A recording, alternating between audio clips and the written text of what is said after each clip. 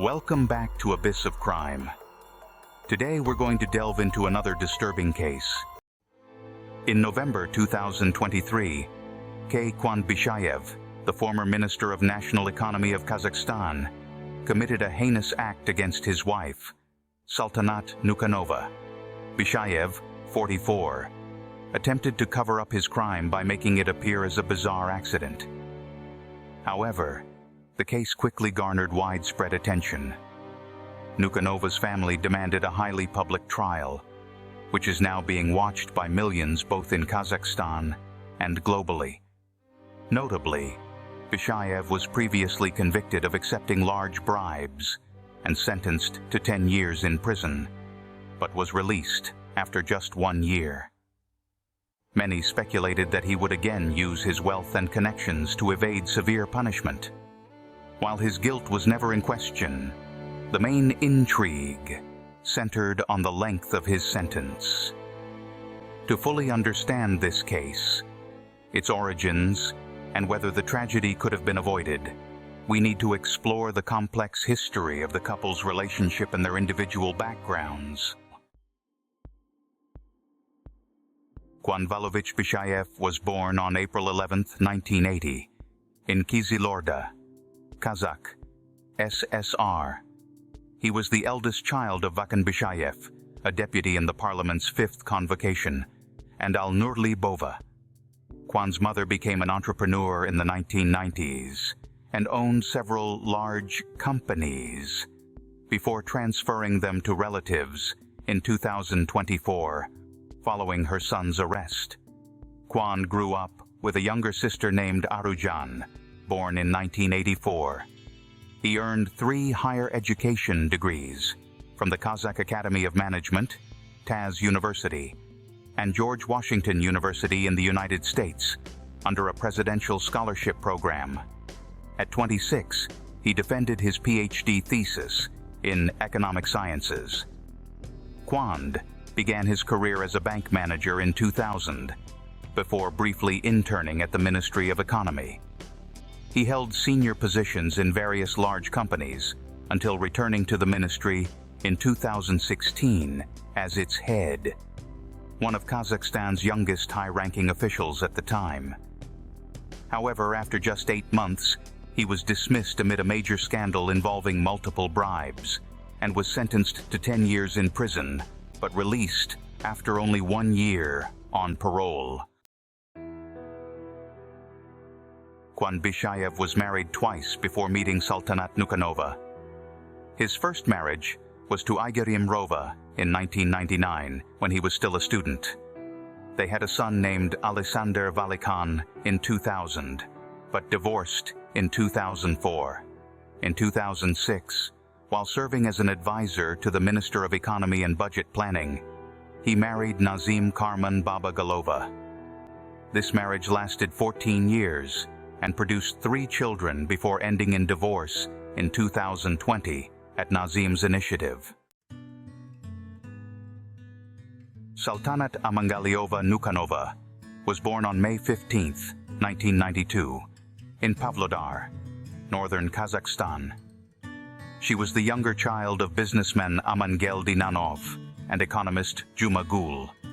Her paternal uncle, Kirat Nanov, had a successful political career and held significant regional positions. As a schoolgirl, Sultanat developed a keen interest in astrology. She studied extensively and made accurate horoscopes for friends and classmates. Eventually, she turned her hobby into a profession by promoting her astrological services on social media. She offered personal consultations, short-term and long-term forecasts, compatibility tests, and relationship advice exclusively to women and girls. Sultanat achieved financial independence quickly by doing what she loved. Her services were highly sought after, with consultations booked months in advance. She lived a fulfilling life that she had always dreamed of. In the spring of 2022, Bishayev accidentally stumbled upon Nukenova's profile on a popular social network. He was immediately captivated by her beauty and decided to reach out by booking an astrological consultation. However, she turned him down, explaining that she only provided services to women. This rejection only intensified Bishayev's interest. Persistently, he tried to gain Sultanat's attention, showering her with compliments and attempting to win her over by claiming that only she could help him as a specialist astrologer. Although flattered, Sultanat found his persistence unpleasant and irritating and repeatedly refused to meet him. Sultanat offered online consultations multiple times, but Bishayev remained adamant about meeting in person. Over the following months, he continued his attempts to ask her out, managing to learn almost everything about her: where she lived, whom she communicated with, her interests, and more. Despite her refusals, Sultanat mentioned to friends that she had a persistent admirer. Eventually, Sultanat agreed to a business meeting for a face-to-face consultation. Bishayev made every effort to make a good impression, behaving politely and courteously. Despite this initial meeting, Sultanat confided in her brother that Bishayev was not her type and that their relationship would never work out. Initially, neither Sultanat nor her family were overly concerned about Bishayev's behavior. They believed she could manage the situation and maintain her independence. However, within another month, the situation began to change rapidly. Bishayev found a way to get closer to Sultanat by expressing a desire to speak with her grandmother and ask for her blessing. He justified this by saying that if Sultanat ever agreed to marry him, he would have time to speak with her parents later, but the grandmother might not be around much longer. This gesture touched Sultanat, but she still refused to enter into a relationship with him. During a visit to her parents' house in Pavlodar, Sultanat mentioned that no significant changes were expected in her personal life. She told her brother that the 12-year age difference between herself and Bishayev was troubling, that she was not attracted to him at all, and that their astrological compatibility was poor. Yet less than a month later, her brother came across a surprising post on social media. Sultanat announced that Quand had proposed, and she had gladly accepted. This news shocked the entire family, as it was completely unexpected. Her friends were equally surprised, since Sultanat had recently told them that she did not see a future with Bishayev. In December 2022, just a few months after meeting, the couple held an extravagant wedding banquet at one of Astana's most popular venues. Notably, their marriage was not officially registered.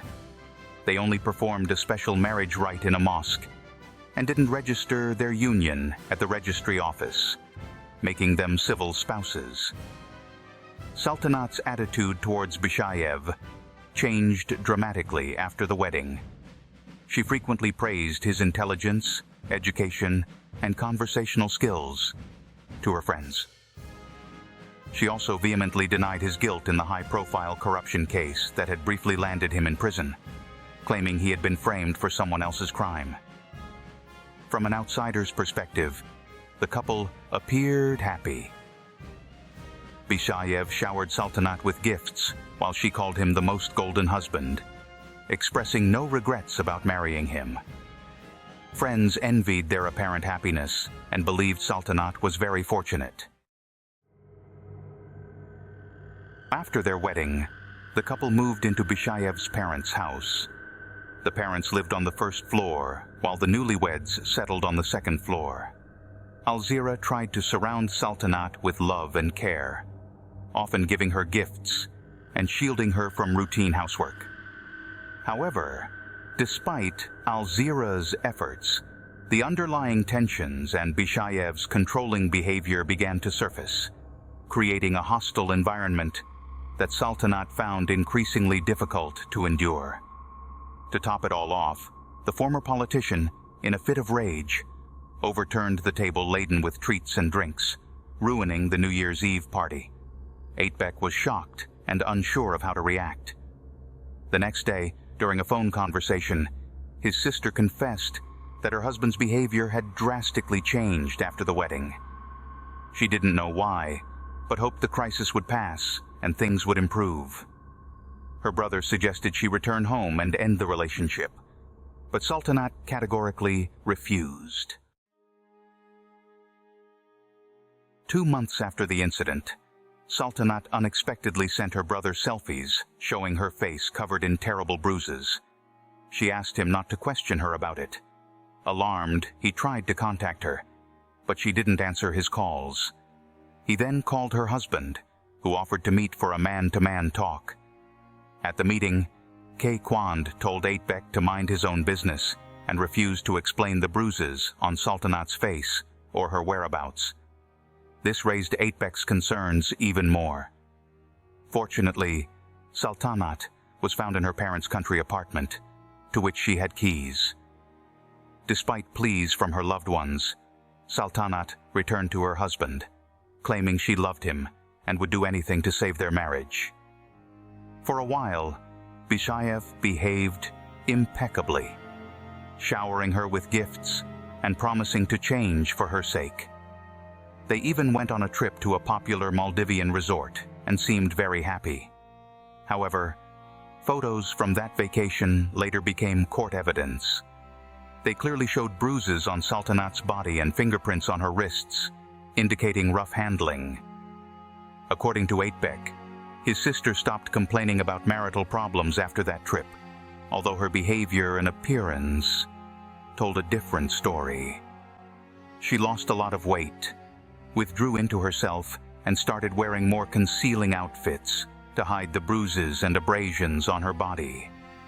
The once successful astrologer and popular blogger ceased holding appointments and even stopped offering online consultations.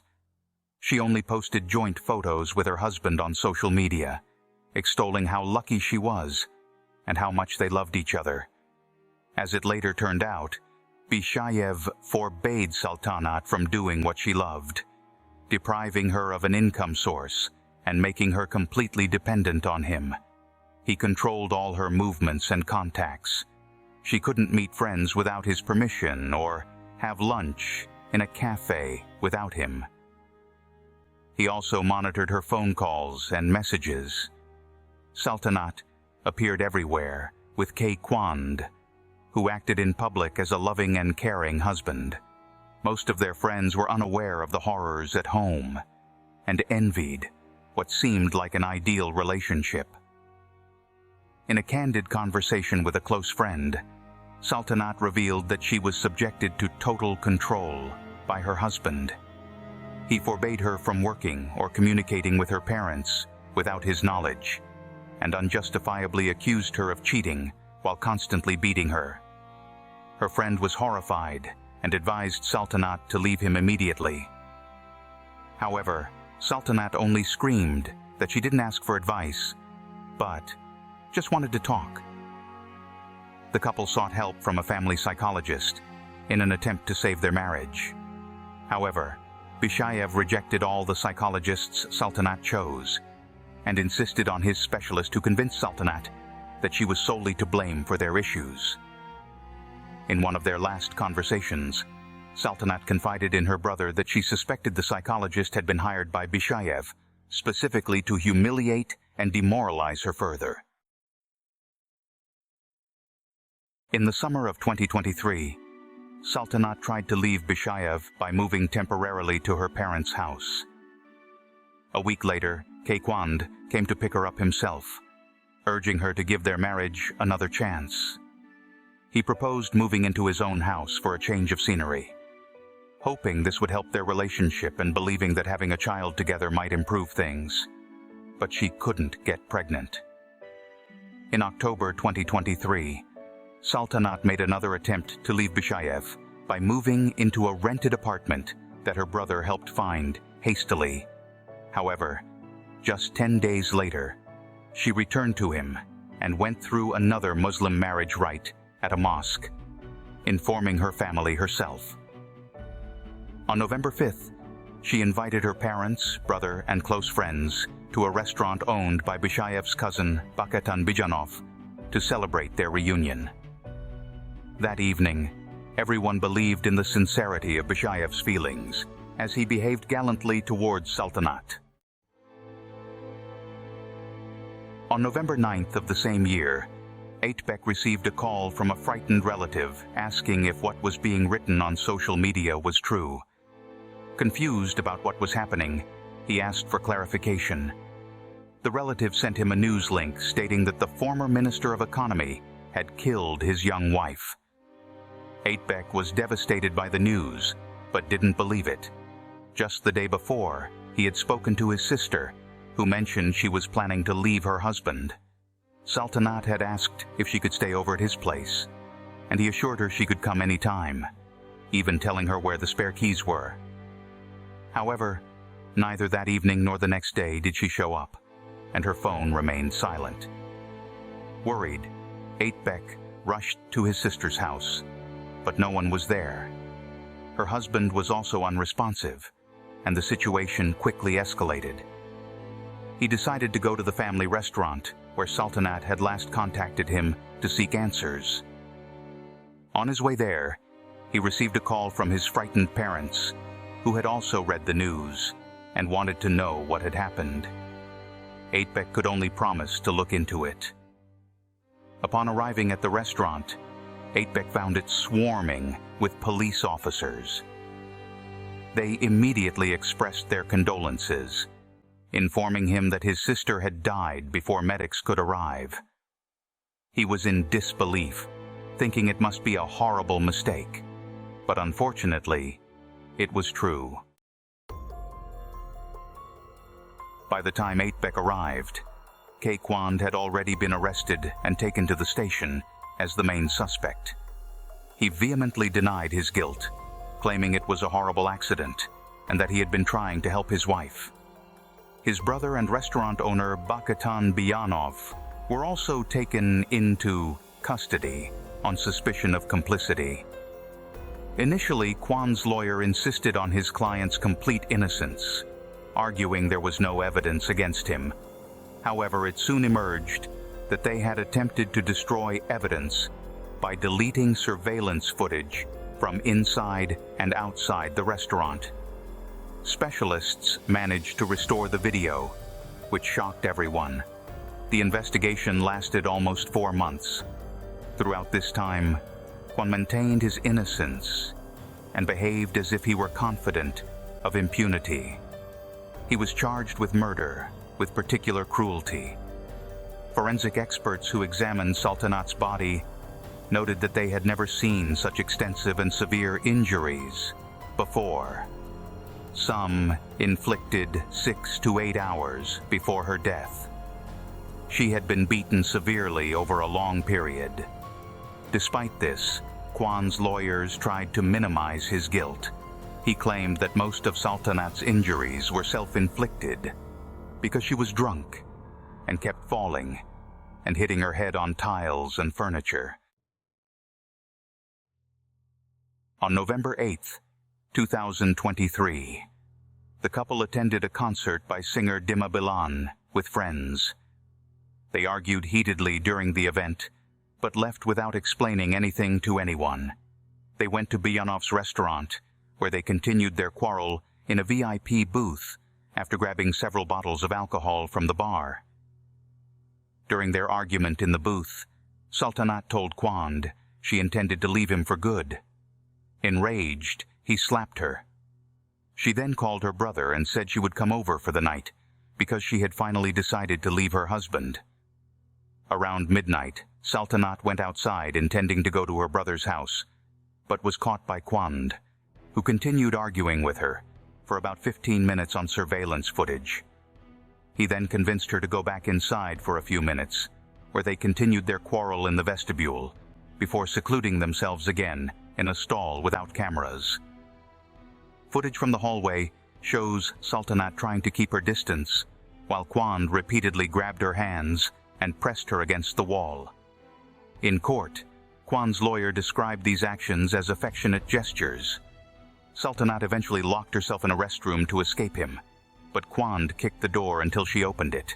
He immediately struck her several times in the face and accused her of living off him and owing everything she had to him. The events that followed are unclear. Quand claimed Sultanat got angry and undressed in a fit of rage, flushing her clothes and jewelry down the toilet to show she didn't need anything from him. Another version suggests Quand forced her to undress to humiliate her further. As soon as Sultanat's gold jewelry went down the drain, furious, Quand hit his wife several times in the face with his fist, and then pushed her so hard that she fell and hit her head on the toilet.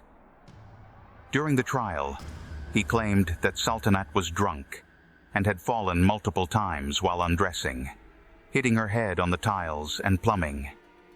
According to Quand, they intended to go home, but because he had drunk a lot, he didn't want to drive or call a cab to avoid the shame of being seen with his wife in such an unsightly state, wearing only a coat over her underwear. So they returned to the restaurant and secluded themselves in the VIP booth once again. Soon after, the couple came out and headed for the exit, but Sultanat stopped at a mirror to look at her broken face. Quand began to forcefully push her towards the exit, which escalated into a brutal beating. He mercilessly beat her with his hands and feet, dragged her by her hair, and at around 7 in the morning, dragged her back to the VIP cabin by her hair. There he finished his violent assault on his young wife. At the trial, Quand claimed he didn't touch her again after she fell and supposedly slept on the sofa. Quand alleged that Sultanat had fallen asleep, and he noticed a bruise on her face, but didn't call an ambulance. Instead, he called a fortune teller to make a reading about whether everything was all right with his wife. The fortune teller assured him that Sultanat was just drunk and needed sleep.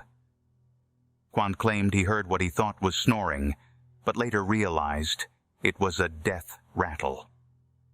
By noon, realizing she was no longer breathing, he called his brother Bakatan Byjanov for help. Together they disbanded the restaurant staff and closed it to visitors before deleting footage from all CCTV cameras. At trial, Bakatan claimed he believed his brother's story that Sultanat was merely drunk and agreed to delete the recordings to protect her honor and their family's reputation. They finally called an ambulance in the evening when rigor mortis had already set in. Bakatan said he tried resuscitation, but it was too late. Sultanat had long been dead. The opinion of Bishayev's former wife. During the investigation, Nazim Karman Babagalova, Bishayev's former wife and mother of his 3 children, came under scrutiny. Years ago, during Bishayev's corruption case arrest, she defended him, but filed for divorce soon after his release, citing irreconcilable differences. She later admitted in an interview that Bishayev was indeed capable of such a crime. Nazim revealed that their marriage of 14 years became increasingly abusive after 2011, following the birth of their second child. Bishayev grew aggressive, selfish, and narcissistic, believing everything should revolve around him.